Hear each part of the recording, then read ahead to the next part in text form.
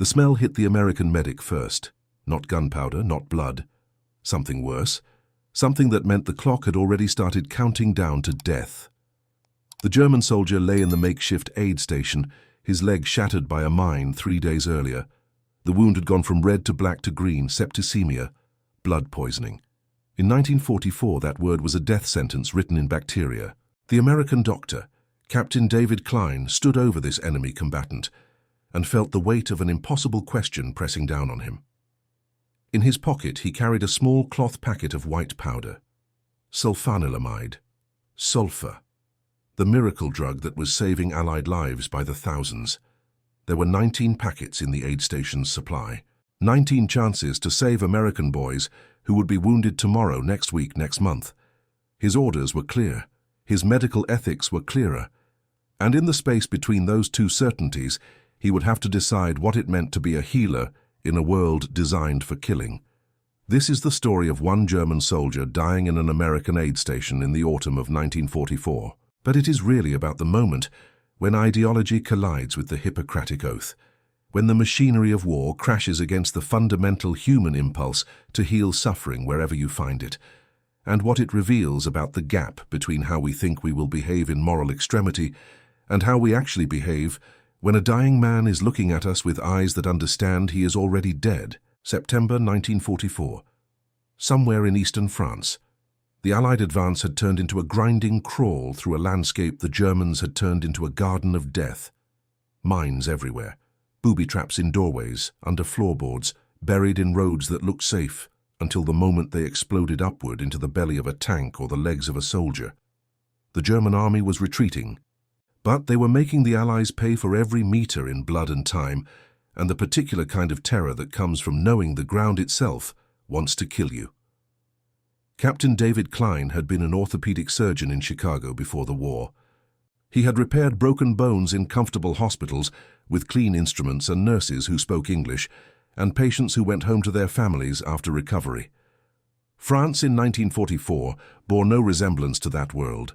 He worked in a converted barn that still smelled of livestock. His operating table was a door laid across 2 ammunition crates. He slept 3 hours a night when he was lucky. He had held the hands of 19-year-old boys while they died calling for their mothers. He had amputated limbs with a saw that had to be sharpened every 3rd use because bone dulled the edge. He had learned that you could get used to almost anything except the moment when you realized you could not save someone. That moment never got easier. The German soldier had been found by an American patrol in a shell crater 2 miles behind what used to be the front line, before the front line moved. He was 19 years old. His name was Peter Schaefer. These details Klein learned later. In the moment of discovery, Peter Schaefer was just a wounded enemy combatant in a Wehrmacht uniform, semi-conscious, delirious with fever, his left leg a catastrophe of torn tissue and visible bone, and the unmistakable signs of infection spreading through his bloodstream like poison through water. The Americans who found him faced their own version of Klein's dilemma. They could leave him to die. They could shoot him and report he had been killed in combat, or they could carry him 3 miles back to the aid station, using 4 men and 90 minutes they did not have, for an enemy soldier who might not survive the journey. They chose to carry him. When Klein asked the sergeant why, the man shrugged and said something that would stay with Klein for the rest of his life. He said the kid looked like his brother.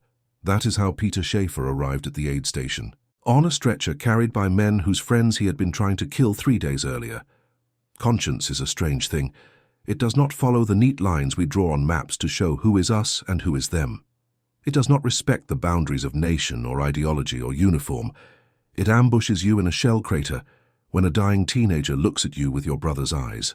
Klein examined the leg and knew immediately that without aggressive intervention, Peter Schaefer would be dead within 24 hours. The wound was textbook sepsis. The mine had driven dirt and fabric and metal fragments deep into the tissue. In the 3 days since the injury, bacteria had colonized the wound and begun producing toxins that were now circulating through his entire system. His fever was 104 degrees. His pulse was rapid and weak. His skin had taken on the gray pallor that experienced medics recognized as the color of dying. In a clean hospital with antibiotics and surgical facilities and blood transfusions, His chances would have been maybe 50-50. Here in a barn in eastern France with limited supplies and no way to evacuate him to a rear hospital, his chances were close to zero. The standard treatment for infected wounds was debridement. Cut away all the dead and infected tissue. Cut until you reached healthy bleeding tissue that might fight off the infection on its own. But Peter's wound was too extensive. Klein would have to remove so much tissue that amputation would be the only option, and even then, the infection was already systemic. It was in his blood. Cutting off the leg would not stop the septicemia, it would just mean he would die missing a limb. There was one other option, sulfur powder. Sulfanilamide was one of the great medical revolutions of World War II, though it would be overshadowed in popular memory by penicillin. Sulfur drugs interfered with bacterial reproduction.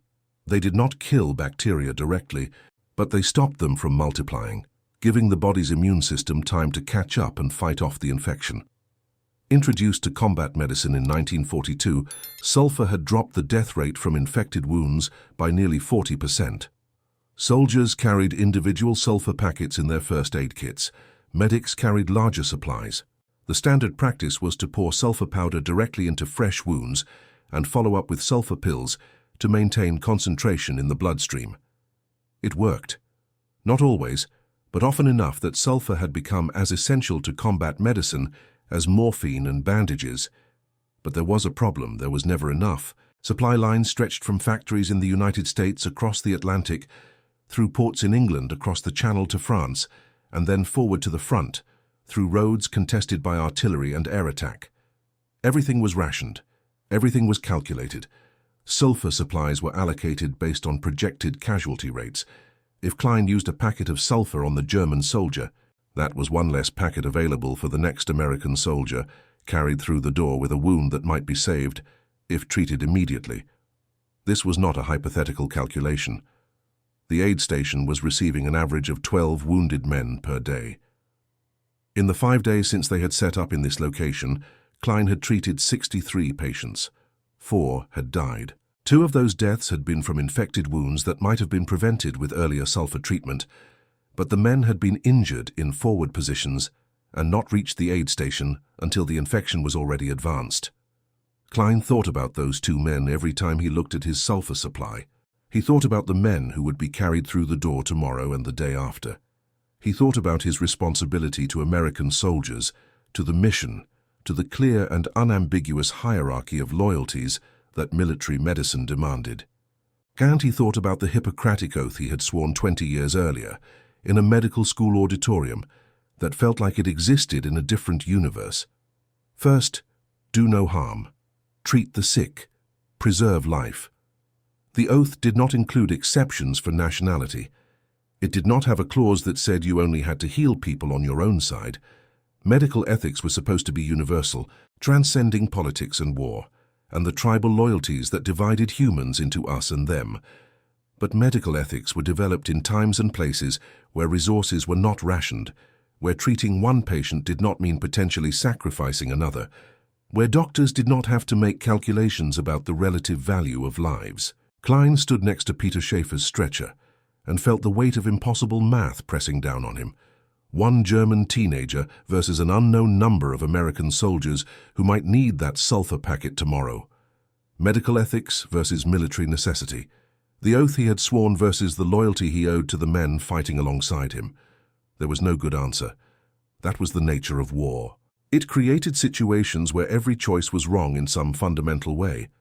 What made Klein's decision harder was not uncertainty about the right thing to do. It was certainty from multiple incompatible directions. He was certain that his duty as a military officer required him to prioritize American lives. He was certain that his duty as a physician required him to treat the patient in front of him regardless of uniform. He was certain that using scarce resources on an enemy combatant could be seen as a betrayal of the men counting on him.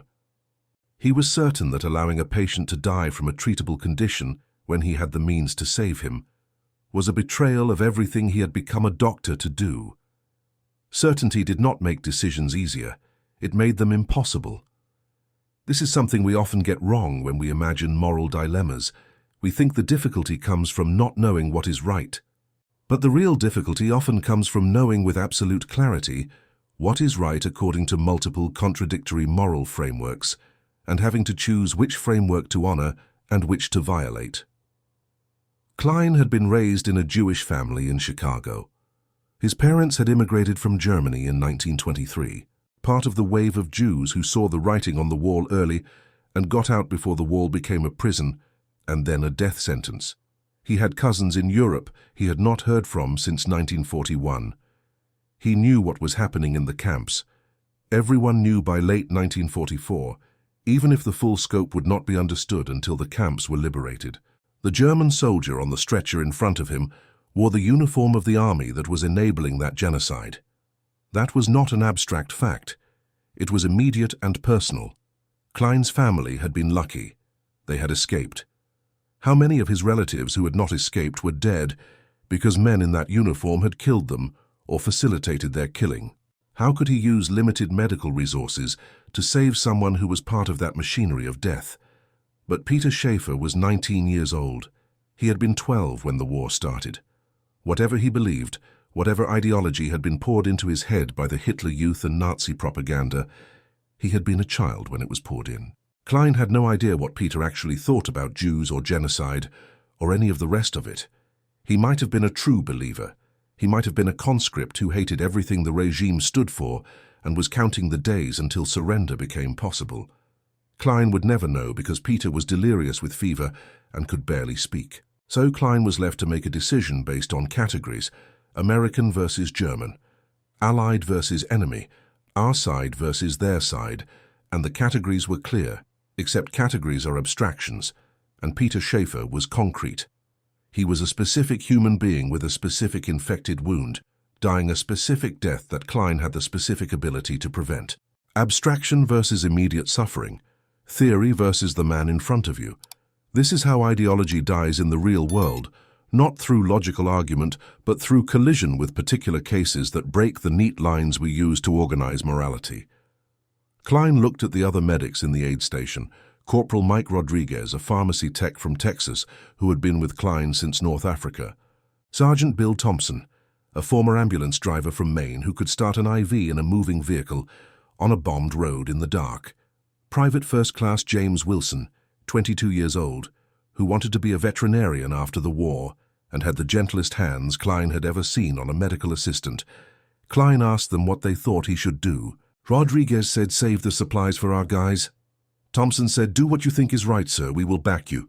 Wilson said, "That kid is going to die if we do not do something, and I did not join the medics to watch people die when we could save them." 3 men, 3 different answers, all defensible. Klein realized he was asking them to make his decision for him, which was unfair. This was his call. He was the doctor. He was the officer. The responsibility was his. He thought about his parents who had fled Germany to escape the machinery of hate.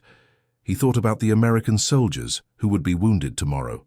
He thought about the 19-year-old dying on the stretcher. He thought about the kind of person he wanted to be when this war was over, and he had to live with the choices he had made in it. And then he stopped thinking and started acting, because thinking was just a way to avoid deciding, and Peter Schaefer was running out of time. Klein opened his medical kit and removed 1 packet of sulfur powder. The packet was maybe 3 inches by 4 inches, made of waxed paper, printed with instructions and warnings. It weighed almost nothing. It contained enough sulfanilamide to potentially save a life. Klein tore it open. The powder was white, fine as flour. He cleaned Peter's wound as best he could with the limited water supply, cutting away obviously necrotic tissue, irrigating the wound channel. Peter screamed despite the morphine. Klein poured the sulfur powder directly into the wound, working it into the damaged tissue, coating every exposed surface. He used the entire packet. Then he bandaged the wound, started Peter on a course of sulfur tablets dissolved in water that he dripped into the patient's mouth every hour and waited to see if it would work. The fever broke on the 2nd day, not dramatically. There was no miraculous moment of sudden recovery, but Peter's temperature dropped from 104 to 101, and his pulse stabilized, and the grey color faded from his skin. The wound stopped producing the thick, foul-smelling discharge that characterized advanced infection. By the third day, Peter was conscious and coherent. By the fifth day, Klein was confident he would survive. The leg would need extensive reconstruction. Peter would probably walk with a limp for the rest of his life, but he would have a life. The sulfur had worked. Klein felt a complex mixture of emotions he did not know how to name. Relief that the treatment had succeeded. Satisfaction at having prevented a death. Guilt that he had used resources meant for American soldiers. Anger at being put in a position where saving a life felt like a betrayal. And underneath it all, a quiet, steady certainty that he had made the right choice, even if it was the wrong choice, even if those two things were somehow the same thing. Peter began to talk once the fever cleared. His English was limited but functional. He had been a university student studying mathematics before being conscripted in 1943. He had been on the Western Front for 7 months. He did not talk about ideology or politics. He talked about his mother in Stuttgart and his younger sister who played violin, and his fear that his family's house had been destroyed in the bombing. He talked like a 19-year-old who wanted to go home. Klein found this almost harder than treating an abstract enemy. It would have been easier if Peter had been a fanatic, if he had spouted Nazi ideology, if he had given Klein some reason to regret saving him. Instead, Peter was polite and grateful and scared and homesick, which made him indistinguishable from the American 19-year-olds Klein treated, except for the uniform. War depends on abstraction. It requires you to think of the enemy as a category, not as individuals. It needs you to believe that the people on the other side are fundamentally different from the people on your side, not just different in belief or ideology, but different in nature. Other, less human, deserving of death in a way that your own people are not. This is the only way to make war psychologically sustainable. You cannot kill people you recognize as fundamentally like yourself without destroying your own humanity in the process. What Klein was experiencing was the collapse of that necessary abstraction. Peter should have been easy to categorize. German, enemy, Wehrmacht, part of the machinery that had started this war and committed atrocities across Europe. But Peter, as a specific person, kept breaking through the category. Peter who missed his mother. Peter who had been studying differential equations when he was drafted. Peter who cried in his sleep and woke up apologizing in German. The human kept overwhelming the abstract, and Klein found his certainties dissolving. Not his certainty that the Nazi regime was evil, not his certainty that the war needed to be fought and won, but his certainty that the men fighting for that regime were themselves evil.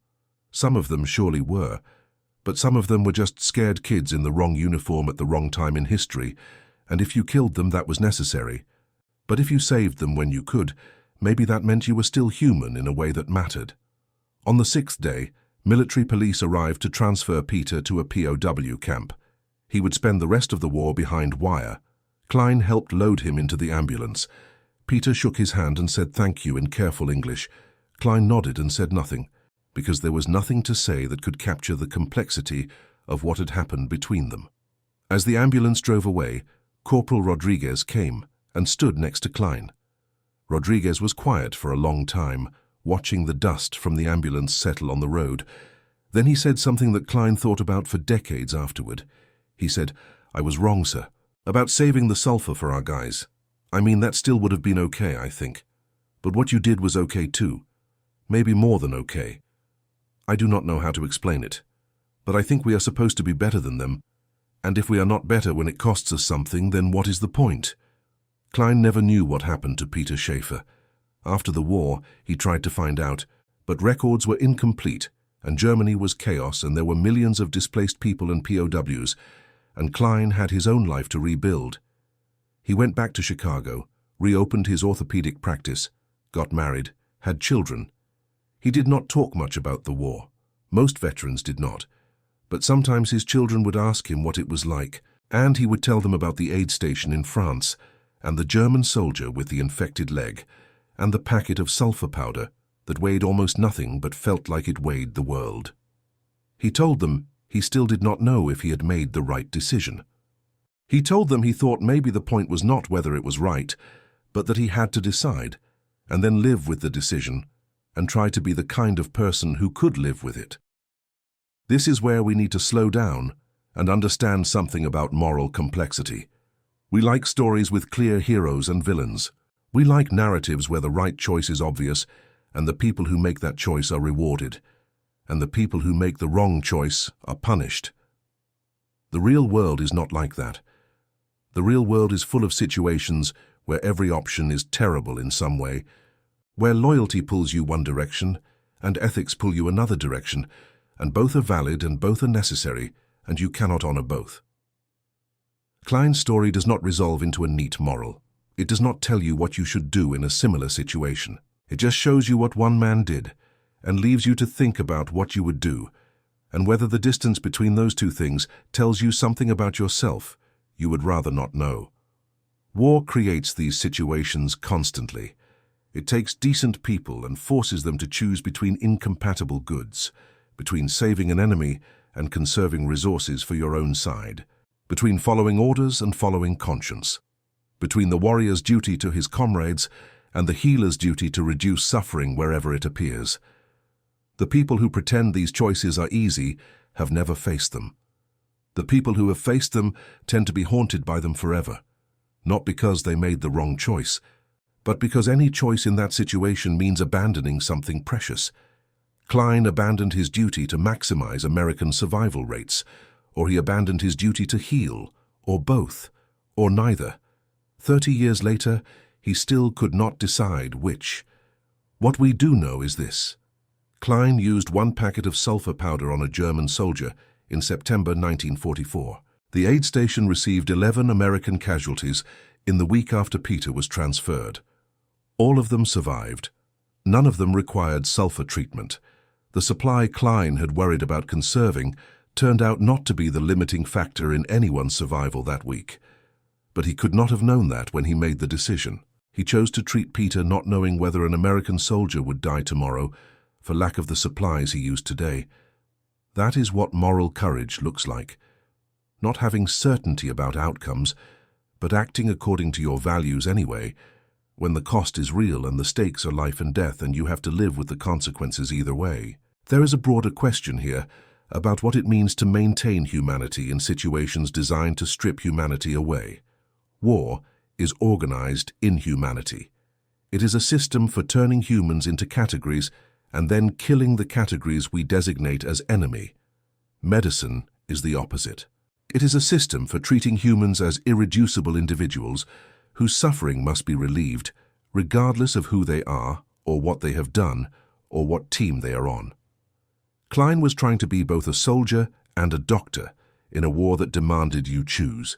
He chose doctor, not because it was clearly right, but because when he looked at Peter Schaefer dying on that stretcher, his doctor instincts overrode his soldier instincts, and by the time he consciously made a choice, his hands had already torn open the sulfur packet. Sometimes we discover what we actually believe, not through contemplation, but through watching what we do in extremity. The philosophical weight of this story is not in the decision Klein made, it is in the fact that he had to make it at all. It is in the recognition that war creates impossible situations where decency conflicts with duty, where compassion conflicts with loyalty, where the choice to preserve one life potentially jeopardizes others. These are not failures of individual character. They are features of war itself. War takes the normal moral universe where saving lives is good and killing is wrong and turns it inside out. War creates a universe where killing is duty and saving the wrong person might be betrayal.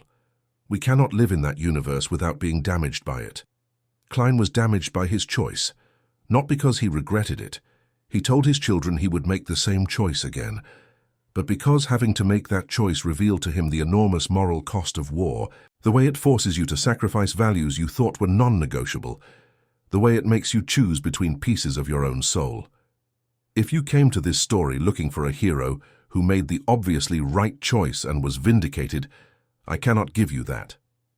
Klein was not a hero. He was a man in an impossible situation who acted according to instincts he had trained into himself through years of medical practice, and those instincts told him that the patient in front of him was his responsibility and everything else was secondary. Was he right? The American soldiers who were not wounded that week and therefore did not need the sulfur he used probably would not care. The American soldier who might have died the next week if the casualty rate had been different, and if he had needed that specific packet of sulfa, would have good reason to think Klein's choice was wrong. Peter Schaefer's mother, if she ever learned that an American doctor saved her son, would think Klein was a saint. The families of soldiers killed by Germans in that sector would have reason to think Klein extended the war by infinitesimally small amount by saving an enemy combatant. All of these perspectives are valid. None of them are complete. The truth is, we cannot calculate the morality of actions with this many cascading consequences. We can only look at the choice someone made in the moment they made it and ask whether we understand why they made it. I understand why Klein made the choice he did. I think I would want to believe I would make the same choice. I am not certain I would. That gap between what we want to believe about ourselves and what we would actually do when the stakes are real is where this story lives. It is the gap between our ideals and our actions, between who we think we are and who we prove to be when tested. Klein was tested, and he chose healing over calculation. He chose the particular over the abstract. He chose the patient in front of him over the theoretical patient who might appear tomorrow. You can argue that was wrong. You can argue it was right. You cannot argue it was easy or clear or without cost. And maybe that is the point. Maybe the measure of moral seriousness is not having the right answer, but understanding that there is no right answer, that you have to choose anyway, and that you bear the weight of that choice for the rest of your life. Klein died in 1989. His children donated his papers to a military medical museum.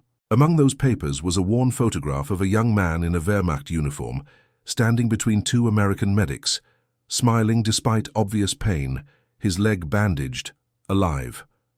On the back of the photograph, in Klein's handwriting, was a single sentence. His name was Peter, and I never found out what happened to him, but I hope he made it home. That hope, fragile and human and stubborn in its refusal to follow the neat lines of us and them, might be the most subversive thing Klein could have carried out of that war. The hope that the enemy you saved made it home. The hope that mercy was not wasted. The hope that in a world organized around killing, choosing to heal still meant something. I do not know if Klein was right to use that sulfur powder, but I know that his hope was worth preserving, and that the question his choice raises is worth thinking about, and that the distance between the easy certainties we claim in safety and the agonizing decisions we make under pressure is worth measuring. That measurement might be the only honest thing we can do with stories like this. Measure the gap. Sit with the discomfort and ask yourself what you believe about humanity when the stakes are not theoretical and the dying look at you with eyes that understand their life is in your hands.